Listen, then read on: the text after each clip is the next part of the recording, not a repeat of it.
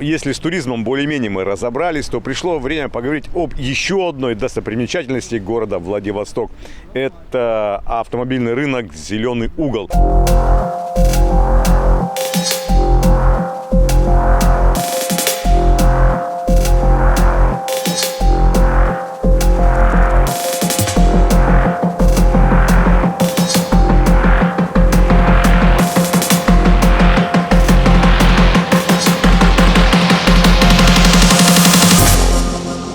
Maybe you would say that I'm not what you need. Одна из визитных карточек Владивостока наряду с мостами, океанариумом, ДВФУ – авторынок «Зеленый угол». Образовавшийся в 1993 году как замена стадиону «Строитель» в качестве площадки для торговли автомобилями с рук, он за несколько лет стал самым большим авторынком России и символом праворульного движения. С 2000 по 2003 год рынок пережил небывалый расцвет. От покупателей не было отбоя, а количество пробок в городе у моря выросло прямо на глазах. И именно увеличению количества частных автомобилей, продаваемых на «Зеленом углу», Владивосток был обязан созданию развязок на Гоголя, Баляева, Некрасовском путепроводе и многих других дорожных сооружений. Район вокруг улицы Василковой превратился в отдельный автомобильный Китышград с многочисленными мастерскими, шиномонтажными автомагазинами и станциями техобслуживания, в которых пульсировала кровь местной экономики. Однако ничем не ограниченный рост свободного автобизнеса должен был рано или поздно столкнуться с суровой российской действительностью. 2003 год у многих местных автомобилистов помечен в календаре черным цветом. Правительство нанесло по автодилерам первый из массированной серии ударов, подняв импортные пошлины на автомобили моложе 3 и старше 7 лет. После оплаты всех сборов цена на старые БУ авто практически сравнивалась с ценами новых иномарок, продающихся на внутреннем рынке России. Казалось бы, чем же так хороши совсем старые автомобили? Но если вы не пользовались японскими машинами 80-х, 90-х годов выпуска, объяснить это довольно сложно. А если пользовались, то и объяснять не потребуется. Тем не менее, старые японские автомобили иначе как вечными на «Зеленом углу» не называют. Все марки, прадики, сафарики и прочие народные машины старых годов делались для внутреннего рынка Японии и не предназначались на экспорт. А это значило, что их качество по сегодняшним меркам было запредельно высоким. Эти сверхнадежные машины были сделаны из толстого высокоуглеродного металла. На двигатели производитель давал гарантию в 1 миллион километров, а внутренняя обивка салона была едва ли не прочнее, чем иные корпуса у современных авто. Одно то, что они до сих пор исправно бегают по российским дорогам, доказывает их долговечность. А дальше началась экономия. Экономия металла, пластика, экономия на качестве. Задача мировых производителей, чтобы как можно чаще машина ломалась и ее меняли. По этому поводу даже ходит байка на дорогах, что раньше, дескать, машины делали инженеры, а сейчас маркетологи. Лишившись в 2003 году стареньких, но вечных автомобилей по приемлемой цене, автолюбители перешли на то, что осталось в возрастном коридоре. Honda Fit, да? Популярная машина у нас, да? Популярная. Да, очень популярная машинка. Что здесь может быть, какие могут быть, что так, что не так, на что нужно обратить внимание? Ну, опять-таки, внешне сначала пройти, посмотреть, да, вот, допустим, в данном экземпляре лежит аукционный лист его, но, опять-таки, это надо проверять, подлинный, не подлинный. Но... А как это проверять? Это все делается через статистику аукционную, сайт есть такой Алиада, то есть там заходишь, регистрация простая, как на любом сайте, забиваешь номер кузова автомобиля, и по номеру кузова это все дело делается. Он выдает статистику со всеми аукционными фотографиями, с подлинным аукционным листом, с пробегом и с ценой покупки его на аукционе непосредственно. Ну, то есть, если машина не бьется, значит, уже нужно задуматься, да, что если не так. А что может быть не так? Да, стоит задуматься, но, опять-таки, она может не биться потому что была приобретена на аукционе USS. USS аукцион, как бы он закрылся сейчас. Он раньше просто не показывал цену продажи, а сейчас он даже в статистике не отображается. Он совсем закрылся, в общем, это не знаю по каким причинам, не могу сказать. Ну, есть моменты, конечно, и можно и USS пробить, это несколько сложнее. Надо иметь доступ к определенным ресурсам. Ну, а в целом, если машина бьется через Алиада, то это нормально. Если не бьется, то это, говорю, либо аукцион USS, либо аукционы закрытые битых автомобилей, утопленных, поврежденных. То есть есть такие аукционы в Японии, они ни в одной статистике не отображаются. То есть да, если вы не нашли его в статистике, то это повод задуматься.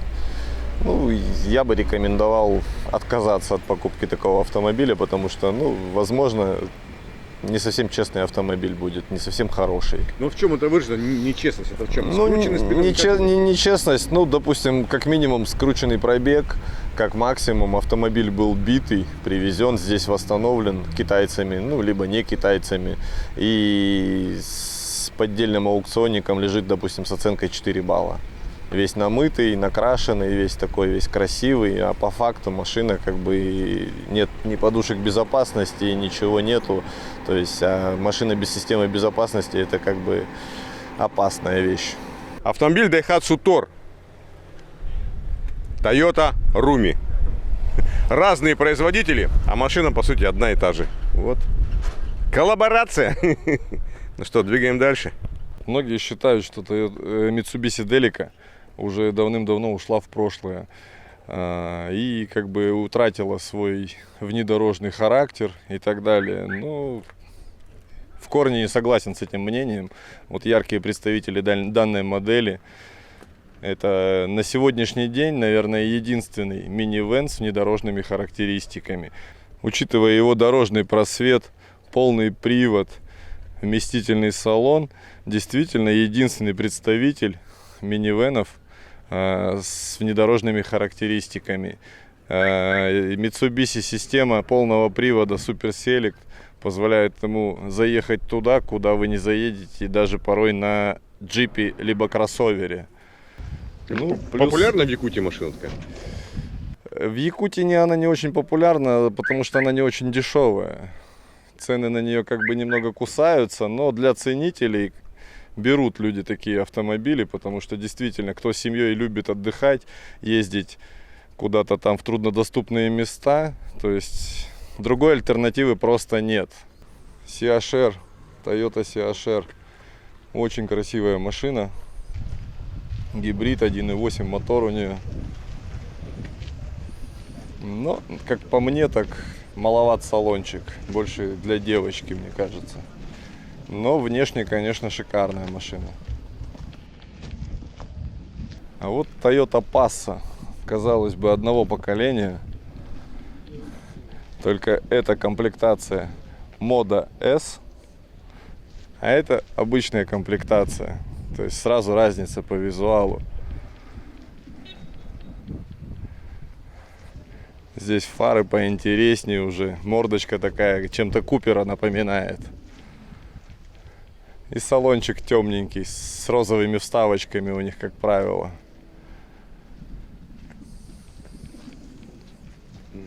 Ну, а желтенькая это просто обычная комплектация, но это уже с 2016 года они пошли, литровые моторы у них. Тоже достаточно бюджетный вариант, там, мода S. Вот сколько у него, 629, да, цена. Ну, это подешевле, 515, 16 год, желтенький.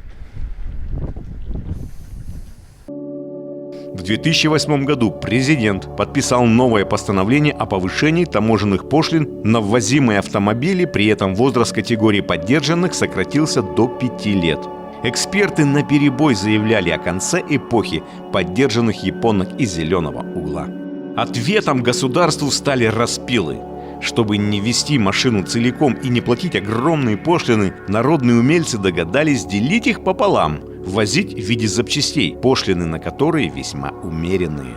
А потом собирать из кусков мозаики целый автомобиль. Поначалу это работало на ура. Целые пароходы с половинками приходили во Владивостокскую таможню.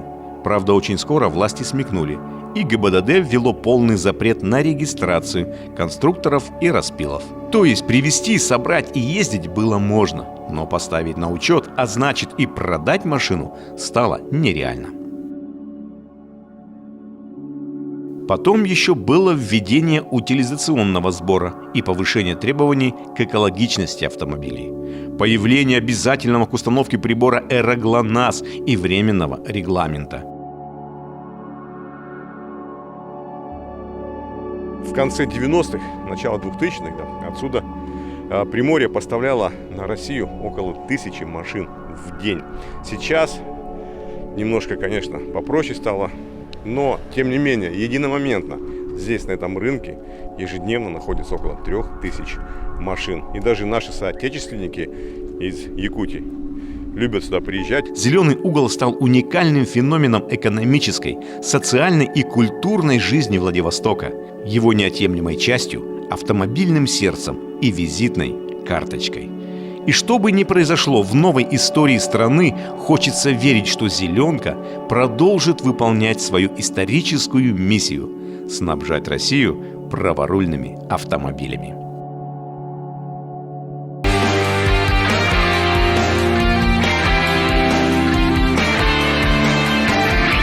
Испытано на себе. Наряду с рынком свои услуги по приобретению автомобиля предлагают также фирмы, работающие с аукционами Японии. Кстати, в одном из прошлых выпусков мы затрагивали уже эту тему. Как раз через такую фирму «Руль с бардачка» и был приобретен жительницей Нерюнгри автомобиль, на котором нам предстоит дорога домой, в Якутию.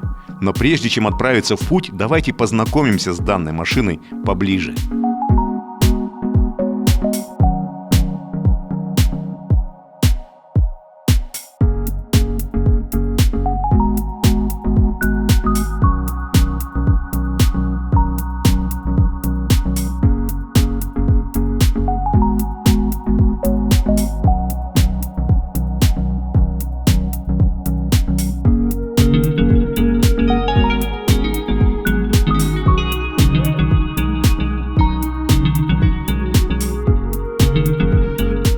Привезли мы его с оценкой 4,5 балла и пробегом 69 тысяч. Автомобиль в средней комплектации на 2-литровом моторе. Они бывают еще на моторах 1.6, но там, конечно, комплектации победнее будут. 4,5 балла, да, это как бы высокая оценка, сколькибальная система? Ну, как бы S-ка это новая машина. 5 баллов это в отличнейшем состоянии, это состояние нового автомобиля.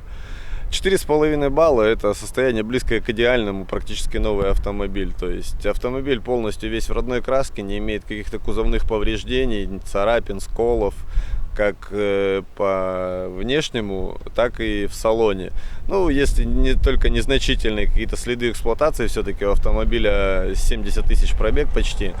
То есть присутствуют, да, какие-то мелочи, но абсолютно не критично. Автомобиль практически новый, состояние вот, близко к идеальному. Так, а еще такой момент. Сколько времени проходит с момента приобретения на аукционе автомобиля и до клиента?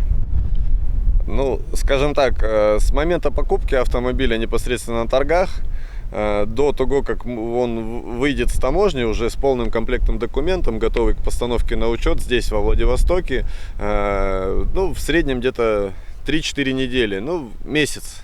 Обычно это месяц занимает.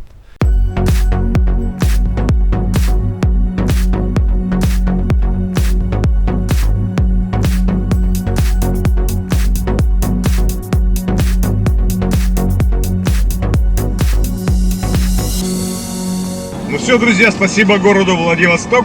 Мы отправляемся на родину, в родные пенаты, наш родной, теплый, но тем не менее северный город Нерюнгри, в котором уже вот-вот со дня на день снег пойдет, да и будет зима.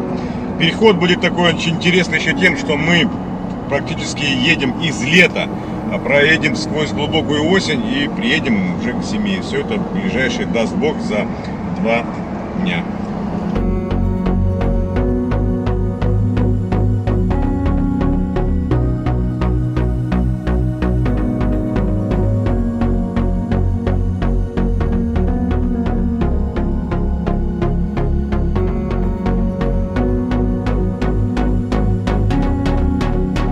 Выехав из города, делаем остановку у магазина стройматериалов, где берем все необходимое для импровизированной защиты передней части автомобиля.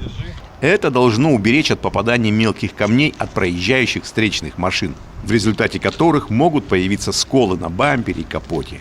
Популярный, кстати, способ защиты, особенно у тех, кто занимается перегоном. Так, ну вот, в принципе, друзья, потратили мы полчаса времени, уже темнеет. Ну вот, собственно говоря, что у нас получилось.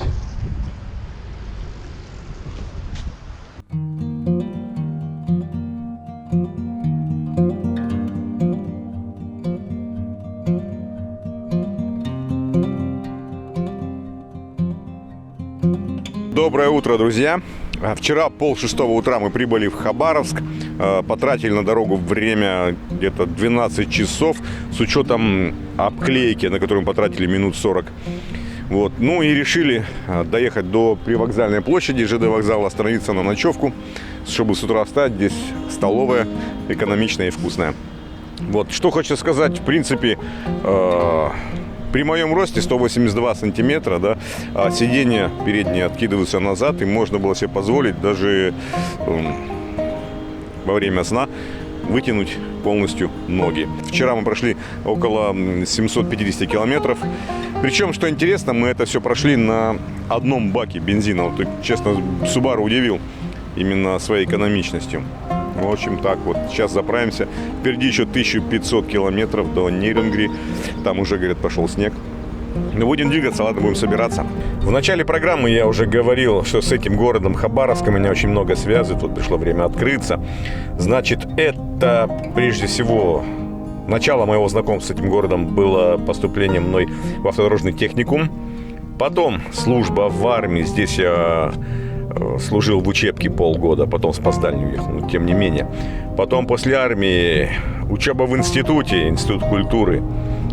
Первый поцелуй, первая любовь и рождение сына. Так что, сами понимаете, с этим городом меня многое связывает.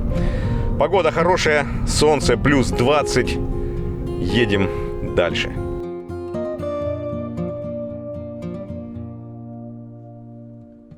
В лихие 90-е и начало 2000-х на трассе вереницы шли колонны автоперегонщиков. Конечно, такое количество приобретаемых иномарок не ускользнуло от пристального взора братвы, которая стала взимать плату за проезд. Первая точка так называемого сбора – район Уссурийска. Надо было вместо Хонды Висту взять. Артем-то заказывал. Привет.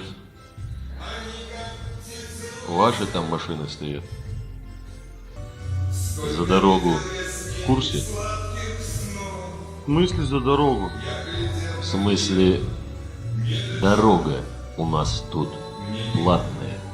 Были, конечно, и отчаянные, пытавшиеся уйти от погони, но, как правило, все заканчивалось покупкой новых фар и лобового стекла.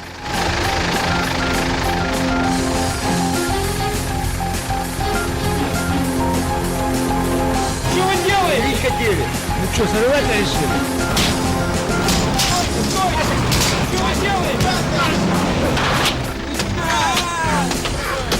Особо предприимчивые ставили себе на авто липовые номера с 25-м или 27-м регионом и спокойно проскакивали пункты оплаты, опять же, до ближайшего поста ГАИ.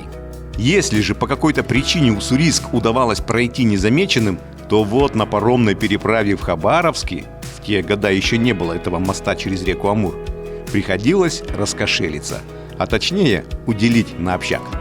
И как это объяснялось, все средства, скинутые, заплаченные, шли на нужды, так сказать, арестантов, сидельцев.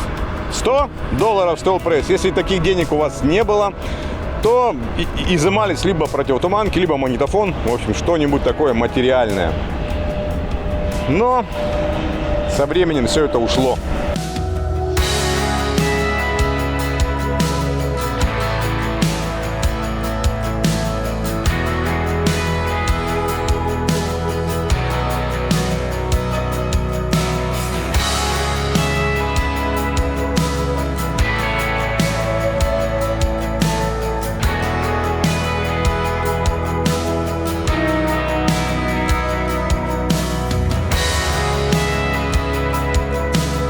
Проехав Биробиджан, остановились вот в таком кафе раздольное, где очень интересные стены. Своего рода традиция у тех, кто проезжает транзитом, здесь на стены наклеивать купюры и подписывать. Есть даже очень много купюр наших соотечественников.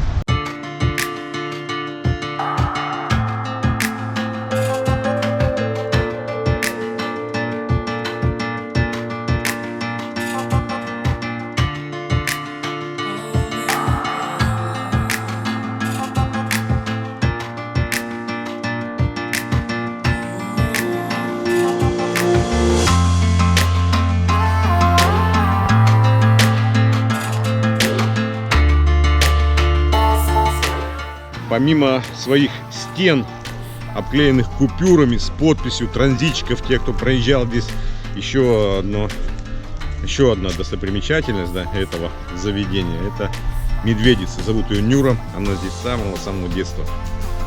Оставшись без мамки в лесу, подобрали ее люди добрые, грибники, и пристроили сюда. Разрешается ее подкармливать. Говорят, больше всего она любит сгущенное молоко и мороженое. Вот мы ей дали мороженое. Она сейчас покушает и будет дальше спать. Ну а мы двигаемся дальше. Это мы проехали Биробиджан. Еще 1200.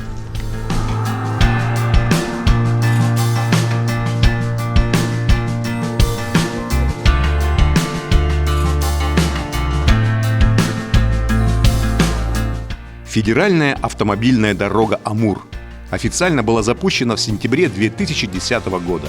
Те, кто гонял машины на рубеже веков, наверняка помнят недостроенный участок в 800 километров.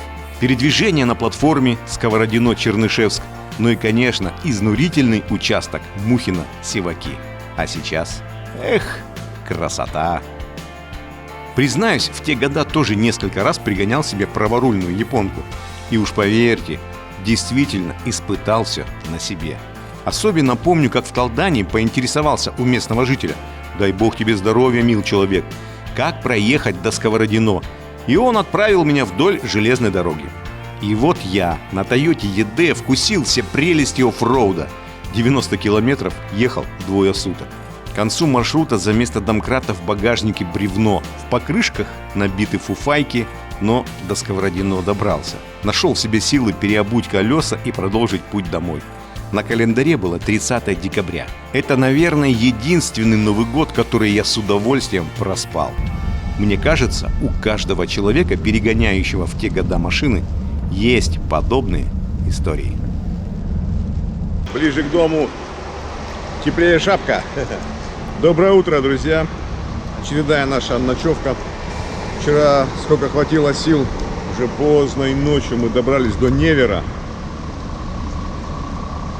Был сильнейший ливень, ехать было очень сложно, видимость плохая, поэтому было принято решение остановиться пару часиков, заночевать. Что мы, собственно говоря, сделали. И вот на утро пошел снег. Что осложняет? Резина у нас летняя, это минус. Плюс то, что машина выдовая. Вот. Но впереди у нас несколько перевалов будет, так что сейчас идем завтракать, будем пробовать прорываться. День 3, едем домой. Заправочка в Большом Невере. И на...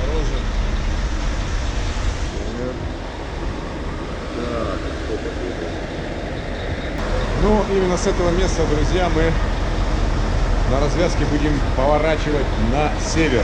И выйдем на федеральную трассу Лена. И пойдем уже, и начнется уже финишная дорога, финишная прямая, путь домой.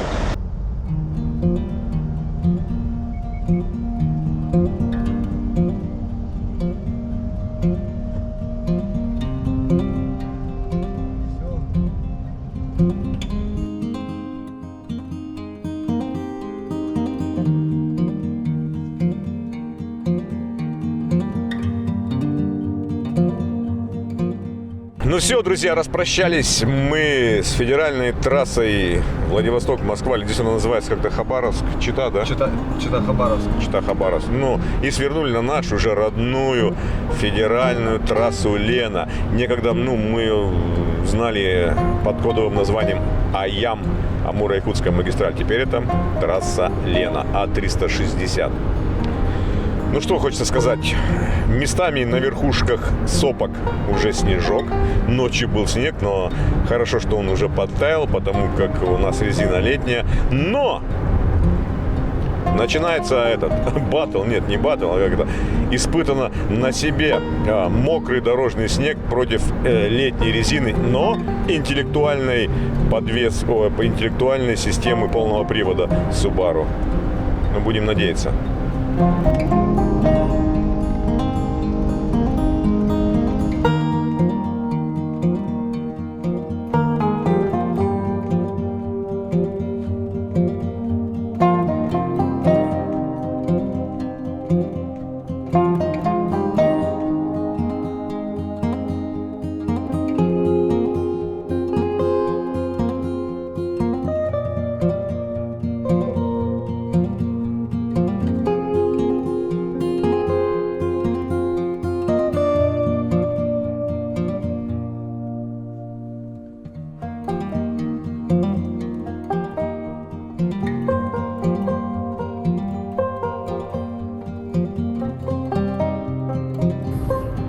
Ребята, что творится? На перевале снега уже намело. В принципе, это даже только первый перевал. Это мы еще даже к Тынде не подъехали. Еще в Якутию не въехали. А там уже фуры стоят, уже очередь.